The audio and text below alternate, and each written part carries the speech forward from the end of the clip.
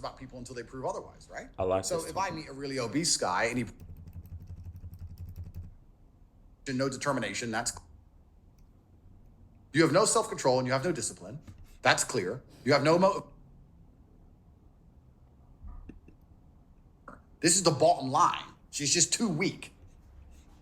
So when you look at things like betrayal, you have to analyze who betrayed you out of genuine malice and who betrayed you out of a lack of capability. If I'm holding your hand and I'm on the edge of a cliff and you're holding my hand and you hold as long as you can and your arm gives way and I die, is that betrayal or did you do your best? Letting go of me is betrayal. But it's actually quite interesting when I analyze the times I was betrayed. Could these people have even done any better than they did? Which then makes you analyze the meta point of who's in your life in the first place and how capable are each of these individuals in certain scenarios. And why did you let them in? Well, that's right. The next logical conclusion is, of course, not everybody you know can be a Spartan soldier from Planet Hero. So then what do you do with all the weak people in your life? Because I do have females in my life and some weak guys among the people I know. Well, now you have to curate your relationships and your realities with them in a way that makes it very difficult for them to betray. I've had girlfriends for 5 years who don't know my job. They don't know my address. They don't know where my property is located. They don't know anything about me. They don't know anything. You can tie them to a chair and electrocute them all day long. They don't know anything to tell you. They know my house in Bucharest, which you can find on Google. It's actually named on Uber, isn't it? Yeah, when I went there, Tate actually. house. Yeah, Tate house. They know the color of my bedroom. That's it.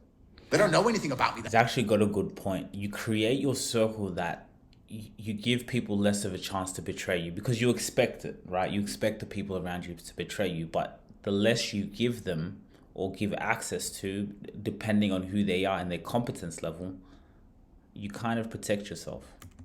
That matters. Now, I'm not doing that to be a bad person. I'm doing that to protect them from betraying me. I take responsibility for the times I was betrayed, is what I'm trying to say. I don't blame the people who betrayed me. People can only do what they can do. And unfortunately, a lot of people are pretty shit at most things. A lot of people are very incompetent, extremely incompetent. Yesterday, I beat the fuck out of 60 dudes in a row. He's actually got a point. It's like I was saying, in business, in the world of business, there's very few people who do what they say and say what they do. They mean what they say and they say what they mean. There's very few people who do it. And when you do that, you stick out. So it's very true. Many people are so incompetent. People suck. So if I was betrayed by somebody, I don't blame them for the betrayal. I blame myself for putting them in a position where I expected more of them. Exactly. I've seen so many situations where even me, I do it where I know, should I be telling this person this information? Because if I tell this person this information, it's going to go to somewhere else. Because I know that I got to blame myself. I got to know, why did I tell that person that information? Why did I trust that person? No, you can't trust anyone, bro. If I put my knight on a square in the board and he gets trapped and dies, I blame myself. I don't blame the knight. These people couldn't have done any better. Who really fucked you, though? Someone must have fucked you, surprised you, blindsided you. There's been a whole bunch of times, and I have to be careful what I say because of my current legal predicaments and also certain things I don't want to share with the internet. There's been a whole bunch of times people have done it, but if I actually analyze the scenario in the story, I still have to truly blame myself, even if I wasn't to blame, because I have the most competitive mindset if I blame myself for it, because if everything's my fault, then I have all the control, which means I'm going to alter my actions going forward. If I don't have the control, if I say, oh, this person's a traitor and I did everything perfect, well, now I'm open to be betrayed again. If I say people can be treasonous in certain scenarios, how do I alter my relationships moving forward? I'm now harder to betray. So I don't really blame these people for doing what they did. But I will say there are certain warning signs that you can see in people that make it very easy to understand if they would betray you or not. Like what?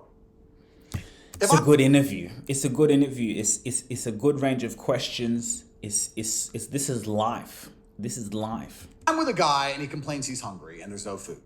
And I say, well, there's no food yet. We'll eat later. And then he spends the next 3 hours bitching about being hungry. I get a red flag. I'm like, bro, you ate this morning. It's 4 p.m. and all you're talking about is food. I don't like that. That's weakness. That signals to me I don't like it. if I see dudes who One thing, he's very good at storytelling. Watch how he tells stories. are desperate to get laid all the time, desperate for women, that's an even bigger warning sign. Because a starving man will do anything for food. A starving man will do anything if there's a buffet ahead of him. When men are desperate for women or desperate to get laid all the time, that's the guy who tries to talk to your ex. That's the guy who tries to talk to girls. Those guys. I don't like those kind of people. Anyone who's desperate for anything, anyone who shows a lack of emotional regulation, anyone who shows a lack of physical control. I don't like fat people. I'm sorry. I just don't like fat people because they have no self-control. You have no self-control and you have no discipline. That's clear. You have no motivation, no determination. That's clear. You can't stop putting things in your mouth to live longer and be a respected member of society. So I don't like you. No. I mean, what if they're a billionaire? Well, I'm sure there's lots of fat billionaires. That's fine. I'm not saying they can't be successful. I'm saying that if I had to create my reality, I would argue that if I had me and my 6 friends all in perfect physical condition and we had one really fat guy, I would argue the fat guy would break first. I would just argue he has less self-control. Maybe I'm wrong. Of course, exceptions exist. Exceptions don't disprove the rule, but they exist. He might be brilliant in a lawsuit. Of course. He might be a legal guy. Absolutely. But I'm just talking general because I'm general, right? I mean, everyone's guilty until proven innocent in the world. Except you. Well, I'm innocent until proven guilty. But when you're creating your friendship circle, you have to, well, I do. I assume the worst about people until they prove otherwise, right? So if I meet a really obese guy and he proves to me that he's actually a serious soldier, then of course I will take it on board and learn. But my first impression is X, Y, Z. And he's given me that impression by his own decisions.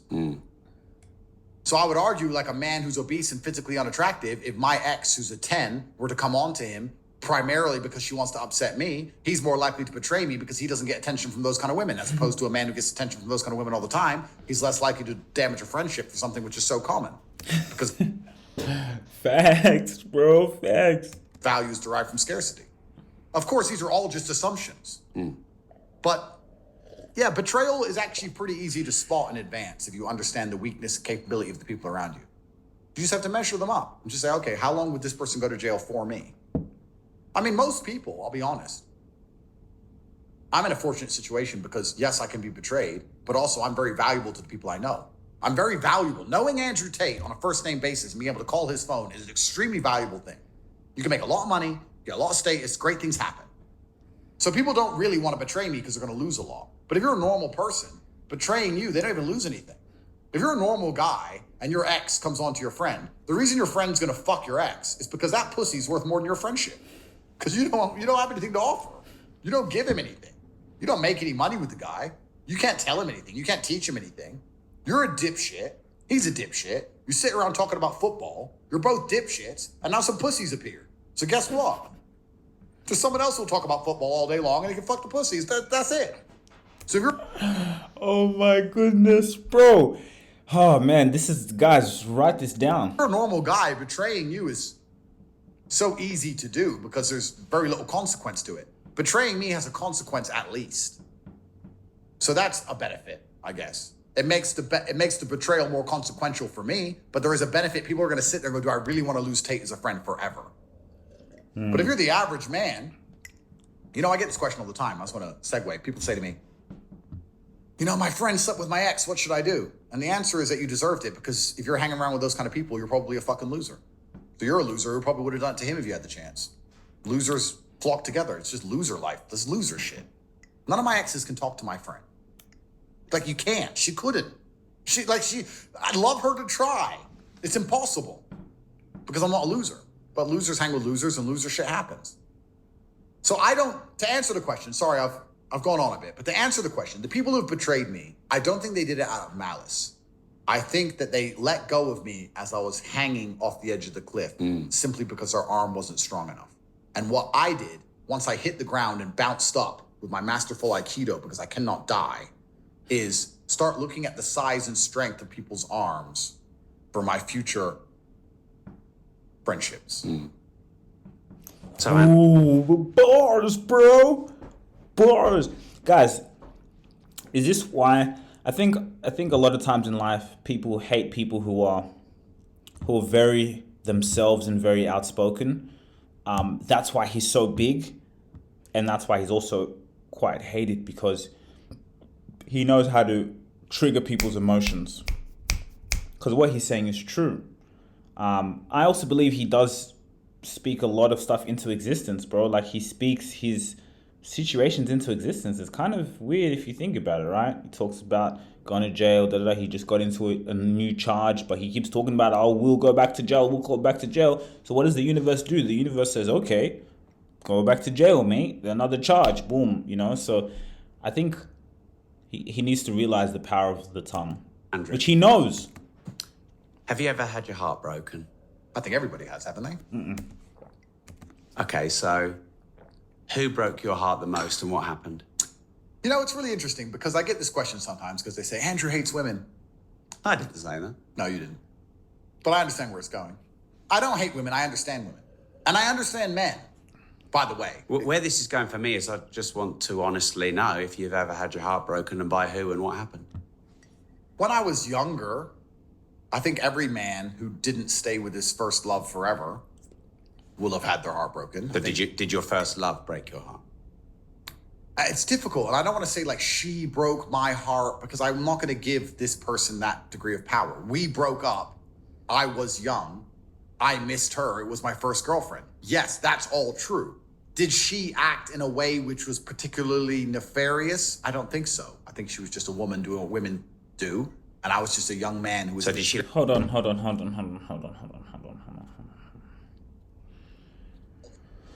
What does nefarious mean?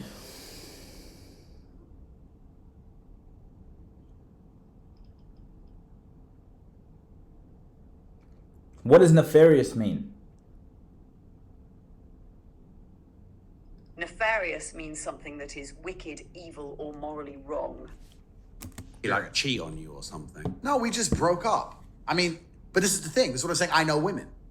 Back then, we just broke up and she didn't want to be together anymore. I didn't understand why. Now, me knowing what I know, was she fucking someone else? Probably. Because that's what women do. Like, I know more now. But I wouldn't say that, like, she broke my heart. I can't accept that framing because that would mean that she took action to damage me. I can't take that framing. Did you feel hurt? I felt perplexed and confused. Perplexed means confused. But now with experience, my heart can no longer be broken because I can't be confused by anything. I understand the world very well now. So I think every single man who's ever been with any woman ever has had his heart broken at some time. Yes. Does that affect how I view women now? No. What affects how I view women are their own actions. Like, people will say, oh, who hurt you? You see women so bad because someone hurt you. No, I see women the way I see them, which isn't even bad. I see women in a particular light because of how they act, and I see men in a particular light because of how they act. Both sexes. This is not even a gendered argument. But I wouldn't say my heart's been broken any worse than anyone else's. In fact, I would argue that my heart's been broken less than everyone else's. I see a whole bunch of men out here who are finding out the kids aren't theirs, or they've been married for 20 years, getting divorced, losing their life's work, or losing the house. That's heartbreak. I ain't lost nothing. Facts. My kids are my kids. I ain't lost no money. I've never lost a house. I've never had to ask a judge to get rid of a bitch. Nothing. I'm fine. So I don't think my heart's been broken any worse than anyone else's. I think I'm just hyper realistic about the human nature of things. And I think that I'm very good at not becoming emotionally invested or not becoming obsessed with the idea of or hoping for some kind of fantasy I do not believe exists between humans. Like, every single thing between humans is transactional. It always will be. We're in a transaction right now. You're giving me a platform and I'm giving you content, and this is a transaction. And we're friends and it's fine, but it's a transaction. For us to sit here and go, this is not transactional, we're best friends and the transaction has nothing to do with it, would be disingenuous. And it's absolutely the same between a man and a woman. Men or women, they have this illusion or this dream of, you know, do you love me for real? Do you love me for me? That doesn't even mean anything. That's not real. I love you because you're beautiful and you do as I say, and you make me happy sometimes, and you add to my status by being hot, and we have sex, and you rub my back, and that's why I love you. Yeah, but do you love me for me? Well, what are you without those things? Well, you're a blob of goo. A blob of goo. You know, You love me because I'm famous and rich and important and tall and strong and smart and funny and interesting and charismatic. Would you love me if I wasn't those things? Do you love me for me? Well, what is me without all of that? What am I now if I have no charisma, no money, no capability, no intellect?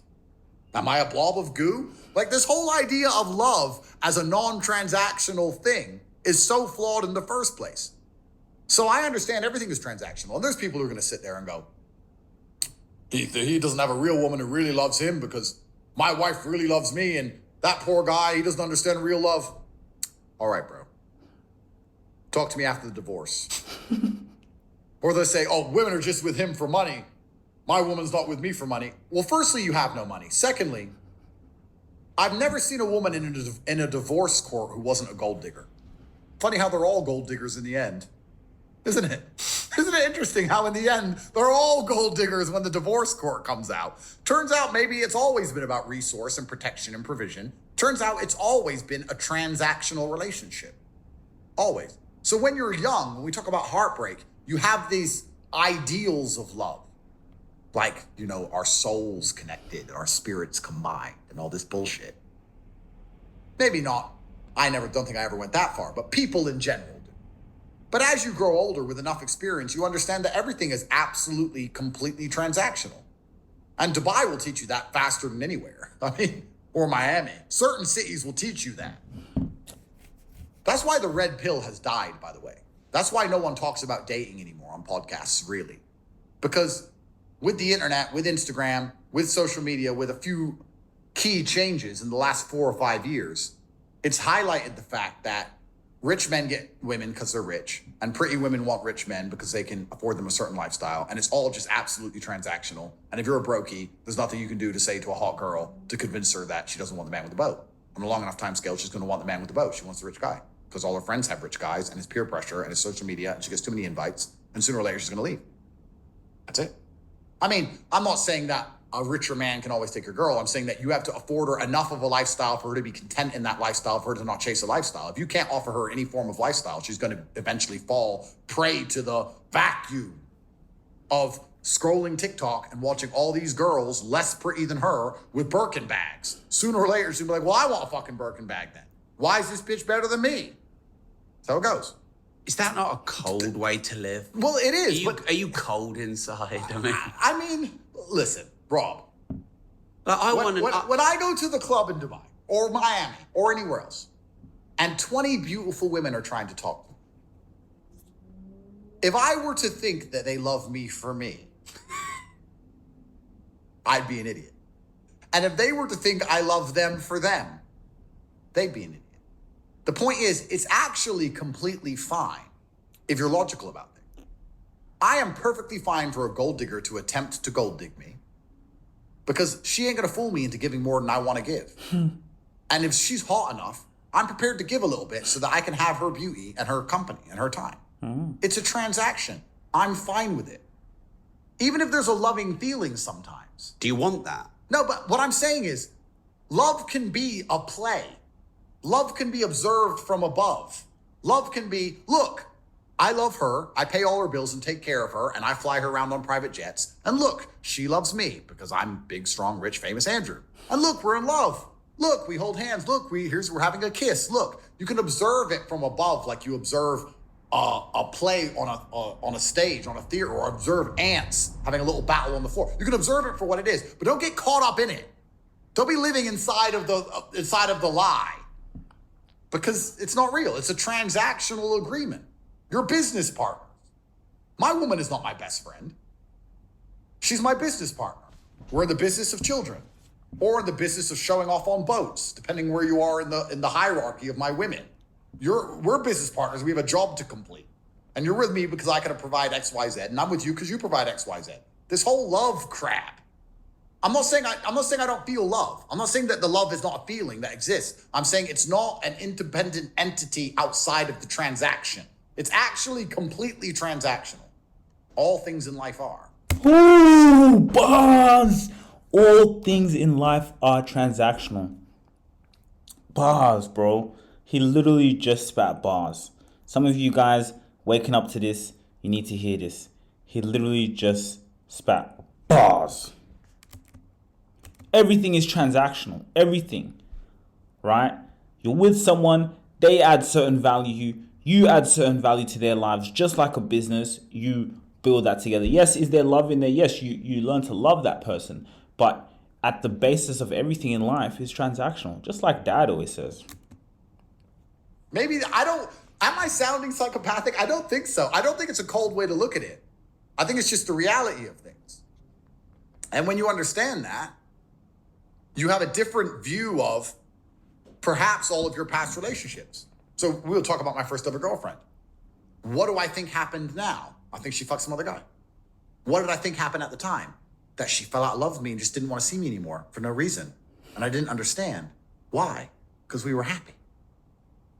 Now, do I have a certain view of women because of that event? No. I have a certain view of women because I've learned throughout my experiences of life how women are. And also because my status. You know, a lot of people say Andrew says bad things about women. Let me make something clear. I mean, you say bad things about men. Of course I do. It's not gendered, but of course they only choose the women's side. Yeah. But let me make something clear. If any man watching this became the most Googled man on the planet with hundreds of millions of dollars and saw the actions and natures of women, they'd talk worse than me. I promise. It's so much worse than you can imagine it to be. Well, someone you know well said basically that, so that's backed up. Well, I mean, and also another thing, like, I'm a bad guy, right? According to the media. But being a world famous bad guy, you'd be amazed how well that plays out. Like, it's actually quite incredible. And I would argue that I'm one of the most moral men on the planet. I'm the only guy I know who doesn't fuck girls who have boyfriends.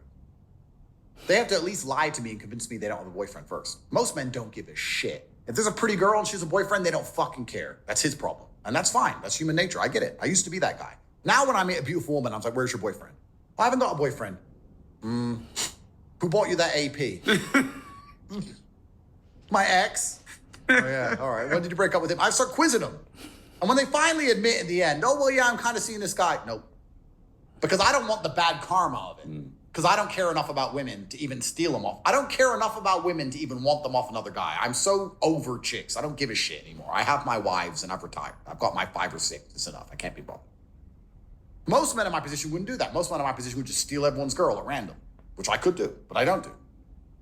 So anyone who's saying, oh, Andrew says bad things about women, they're still living in this idealistic view where they believe women are not transactional and that love is love and that Disney princesses and blah, blah, blah. If they were ever in my position for a day, they'd be talking worse about women than I ever have in my life ever. Because you'd be amazed how cold and ruthless those princesses you're in love with are. You'd be amazed how cold and ruthless they are. And any man who's been around it knows it. Every man who's been around enough women has the stories of her answering the phone to her boyfriend in the bathroom afterwards or whatever. And Bro, I remember this is a story. I was with one girl. This was scary. I was with a girl and I'm chilling with her. You know, I'm doing my thing. I'm chilling. She's with me. And she's texting her boyfriend saying, hey, daddy, I'm just like getting something to eat. He's like, hey, my heart, where are you? And I'm I'm not stealing her or anything. We're just chilling, like just talking. But obviously, if she says she's with especially a good-looking person like me, that's a red flag. But, you know, I literally wasn't doing anything. I was just chilling. And then she's like, hey, like she was saying daddy just to psych him up so he can just kind of go away. But I was just like, whoa. I was like, bro, this is someone. I was just, yeah, it's so true, bro. I've seen it. I've seen it many times. Bro, it's a cold, dark place, bro. But that doesn't mean love isn't real. I'm saying you just have to approach love for what it is. You know, it's interesting. We'll talk about Lily Phillips quickly because people always ask me, Andrew, what would you say to Lily Phillips? And I see all these people trying to preach to Lily Phillips, and I don't know why. And she's the 1,000 guy girl. Yeah. She gets railed left and right. Yeah. She's a whore. She knows she's a whore. She admits she's a whore. And that's fine. Like, I see Russell Brand and a few other people, and everyone's like on podcasts where they're saying, God thinks more of you. God expects more of you. No, he doesn't. God made her a whore. And there's always been whores. It's the oldest profession in the world. There's always been sluts. I mean, and men want sluts. Like, we all want a wife we can trust, and we want sluts. We want both. If we get a boat, we want it full of sluts. Here's my yacht, bring women. And if someone goes, I can bring a bunch of women, they're all blonde, they're all gorgeous, they all have big tits, but they're a bit slutty. Oh no, don't bring that. Don't bring that one. Of course you say bring them. So there's no problem with sluts and wives. There's different quality of women out there. The only problem is when a man gets confused between the two. If you're a man and your head is on straight and you can tell which wife to take seriously, which women are good women, and which women are pieces of shit, and you keep everything in its correct place, you have your hose for hose and your wife for wife, and you keep everything in its correct order, then life's fine. The only men who get mad at sluts, oh, these sluts are so bad, are the men who fell in love with one thinking she was a wife when she wasn't. Lily is fulfilling a very important job in society which has existed since the dawn of human time.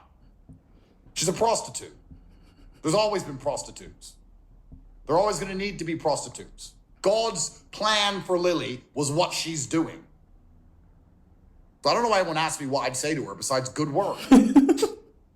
Keep going. Keep guzzling cum. That's your fucking destiny. I don't give a shit. And I ain't going to fall in love with you.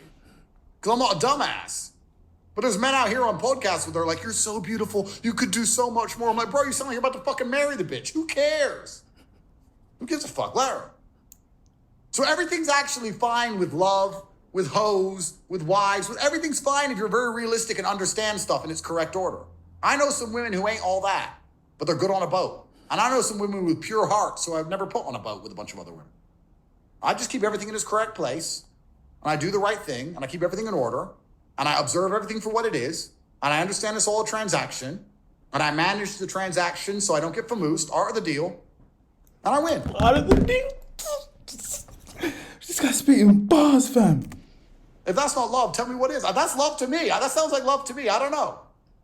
But there's some other guy who's going to sit around and say, no, love is my, I love this, I love that. And he's sitting around in a sexist marriage getting told what to do by some woman. That's not me. I can't do that. So, you clearly love your mum, but do you respect your mum?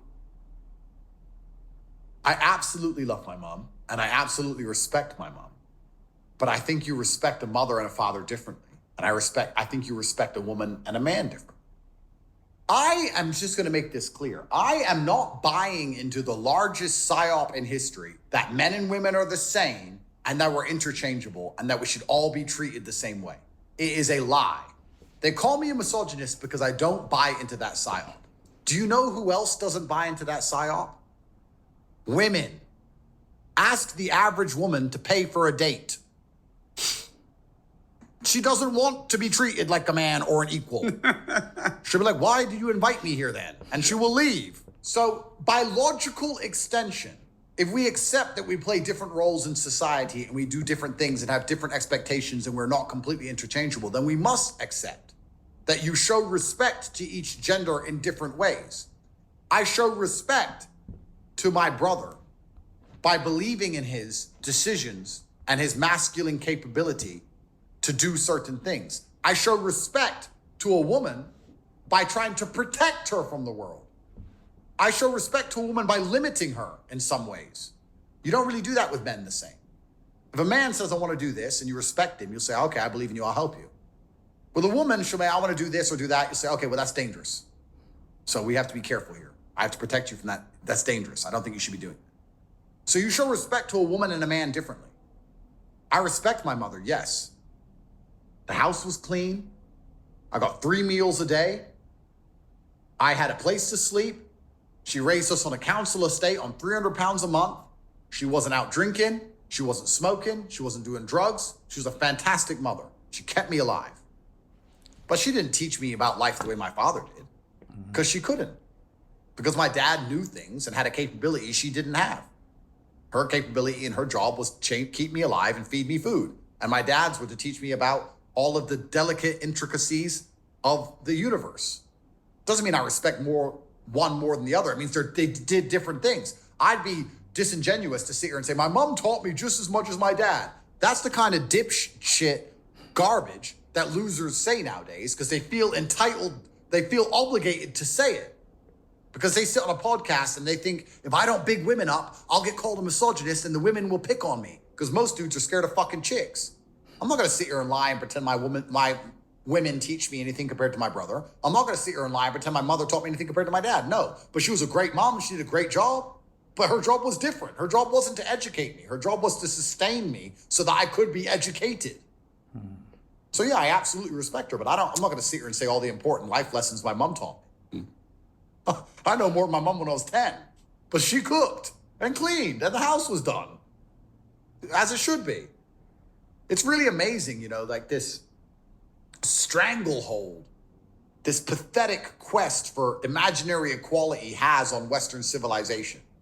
The average person on a podcast will sit there and go, my mom taught me just as much as my dad. Anything to avoid the smoke of the misogyny. It's fucking stupid.